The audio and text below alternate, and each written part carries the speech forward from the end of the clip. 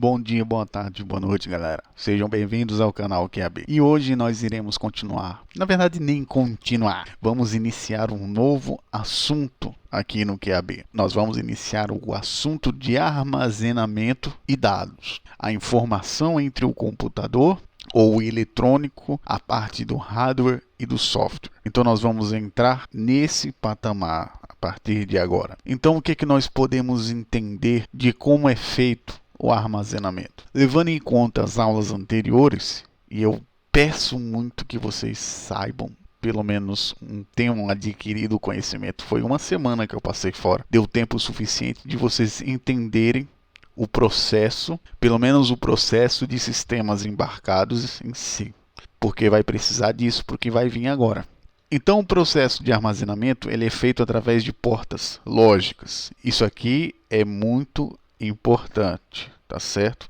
Porque existem conexões lógicas nos sistemas digitais, feitos pelas portas lógicas e um conversor. Existe lá, vocês vão se lembrar das aulas anteriores que eu falei sobre a conversão do analógico e do digital. É necessário existir um conversor que vai fazer o trabalho de passar do analógico para o digital, e existem as chamadas portas lógicas, que são portas que vão ter uma entrada e uma saída. Para existir armazenamento digital, lembrando que nós estamos falando aqui de armazenamento digital.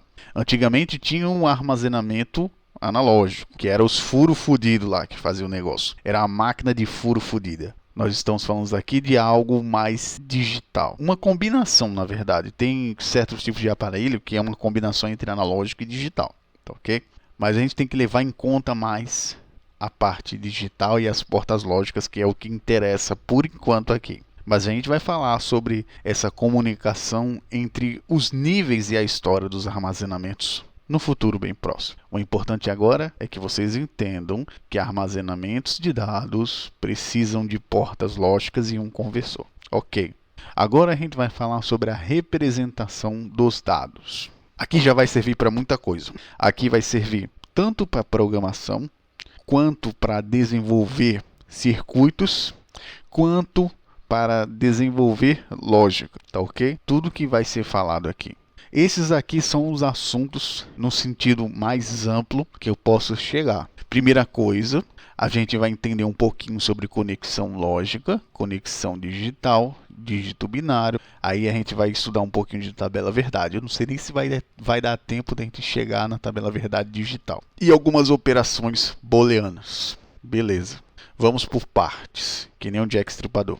Nós conhecemos o dígito binário como 0 ou 1. Eu acho que vocês já devem estar cansados de saber que desde a primeira aula eu já estava falando sobre isso. Mas enfim, 0 ou 1 pode significar várias coisas. Pode significar, por exemplo, na lógica, ou pode significar ativado ou não ativado. Então, na lógica da computação, existe 0 ou 1. Aí nós temos a lógica, como nós conhecemos como lógica, que existe o verdadeiro e falso, que é construída as tabelas verdade. E nós temos o ligado e desligado, que é a parte eletrônica.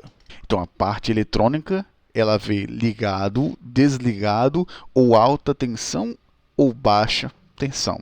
Isso aqui é importante, que nem sempre um sistema ele vai trabalhar no on e off. Isso aqui é de extrema importância de vocês entenderem, principalmente para fabricar circuitos elétricos. Porque não necessariamente, eu já falei em aulas anteriores, significa on e off. Pode significar alta tensão e baixa tensão.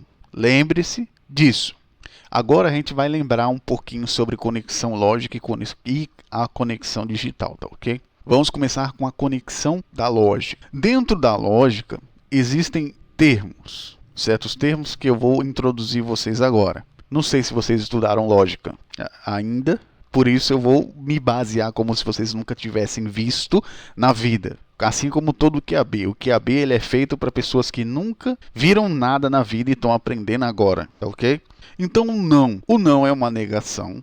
O ele é uma conjunção dentro da lógica. O ou ele é uma disjunção. O se então ele é uma condicional e o C somente C é um bicondicional. Quando vocês virem algo falando sobre disjunção, conjunção, negação, condicional e bicondicional, eles estarão falando disso aqui. Se somente se, então, ou e ou não. Mas existe a própria linguagem da lógica.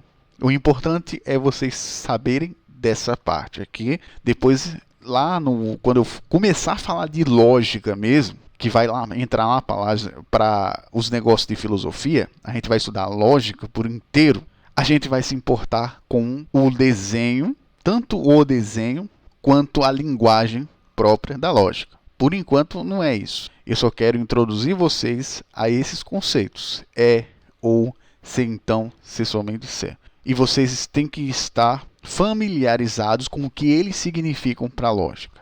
Tá ok? Que é isso aqui. Se quiser rever esse vídeo para ficar decorando isso aqui, tudo bem. Agora vamos para as conexões lógicas. E lembrando a vocês, isso aqui é importante também para programação. Se você quiser ser um programador melhor, um profissional na programação, você tem que entender de lógica, cara. Sinto muito para você. Se você acha que você vai burlar isso, você não vai. Você vai sofrer, mano. Você vai sofrer pra porra, mano, se você não tiver um pouquinho de conhecimento de lógica. Ajuda bastante. Vamos às conexões digitais agora. Essas daqui são as conexões digitais. As portas lógicas. Aqueles benditos desenhos. Existem desenhos que são feitos através disso daqui. Mas hoje não é o caso de eu mostrar esses desenhos para vocês. Talvez eu pegue aqui, eu vou mandar o editor, pedir para o editor que ele bote as fotos aqui, para vocês verem as fotinhas de cada um desses daqui. Júnior, faça alguma coisa! Eles têm as suas próprias fotinhas, vamos dizer assim, dentro do circuito. Agora vamos falar sobre as equivalências desses negócios aqui. Essas daqui são as equivalências.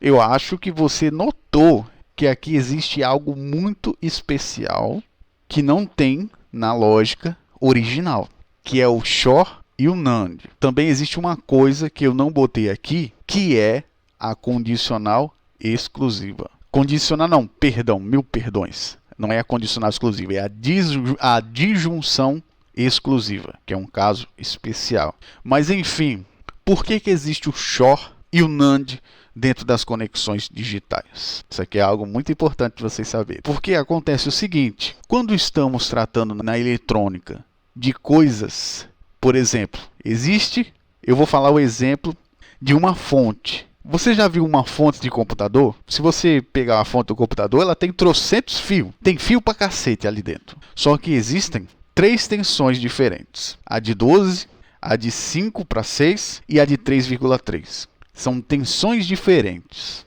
E como é que eu faço essa conexão? Como é que eu posso, por exemplo, fazer o eletrônico saber que eu quero mandar 6 volts para um canto e 3,3 para outro? Pensando bem, olha só. Se eu tenho 0 ou 1, a gente pode ver que ou é um ou é outro. E necessariamente a gente vai ter um problema se a gente não colocar mais opções dentro desse ligado e desligado. Ou seja, existem opções dele ligado e existem opções dele desligado, que é um exemplo que eu posso botar aqui da porta NAND. Quando existem 2 dispositivos, por exemplo, 2 linhas 12 volts, eu tenho 2 entradas dentro da porta lógica NAND que, se elas estiverem desligadas, estiverem no 0, por exemplo, ela dá o valor 1 como saída, que significa o quê? Tudo ok, pode ligar o sistema. Isso aqui é muito importante para esses casos aqui que eu estou dizendo que existem várias tensões. Porque significa o quê? Não está rodando 12 volts, está em 3,3. Aí esse 3,3 equivale a 0. Aí beleza, é essa daqui que eu quero que passe a corrente. Vocês estão conseguindo entender? Por que existe o NAND e o XOR? Para esses tipos de casos, quando eu quero diversificar a rede através do negativo ou do desligado. Quando uma desliga, liga outras. Eles funcionam como inversores. E isso é muito importante dentro do mundo digital, esses inversores, como eu acabei de explicar para vocês. E eu acho que chega por hoje. Melhor a gente devagar aqui, porque é muita informação, tá ok? Reflita sobre isso que eu falei hoje na aula e estude mais sobre isso, que na próxima a gente vai começar a falar sobre tabela verdade. A tabela verdade da lógica e a tabela verdade das conexões digitais, tá ok? Então até a próxima aula, galera. Valeu!